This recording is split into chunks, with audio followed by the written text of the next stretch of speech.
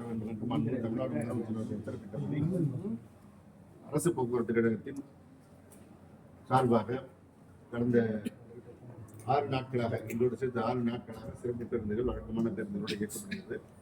ஒவ்வொரு நாளும் இயக்கப்படுகின்ற 2900 பேருந்துகள் கூடுதல் பேருந்துகள் இயக்கப்பட்டு இன்றைக்கு இப்பொழுது இரவு 9 மணி வரை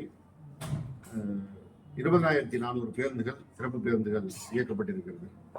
இதுவரை 9,20,000 பேர் சென்னையிலிருந்து சொந்த ஊருக்கு பொதுமக்கள் சென்று சேர்ந்திருக்கிறார்கள். நாம் முன்பதிவு செய்ததை கடந்த முறையை சுட்டிக்காட்டியிருந்தோம்.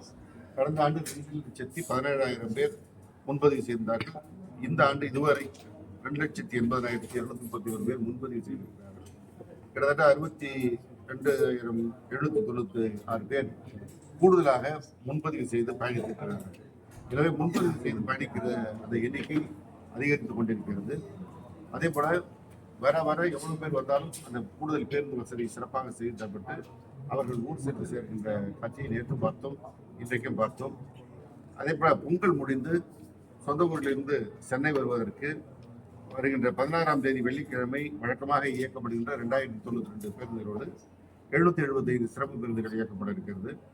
17ஆம் தேதி சனிக்கிழமை 2,092 வழக்கமான பேருந்துகளோடு 1,415 சிறப்பு பேருந்துகள் இயக்கப்பட இருக்கிறது. 18ஆம் தேதி ஞாயிற்றுக்கிழமை வழக்கமான 2,092 பேருந்துகளோடு 3,100 சிறப்பு பேருந்துகள் இயக்கப்பட இருக்கிறது. 19ஆம் தேதி திங்கட்கிழமையும் 1,530 சிறப்பு பேருந்துகள் வழக்கமான 2,092 பேருந்துகள் இயக்கப்பட இருக்கிறது.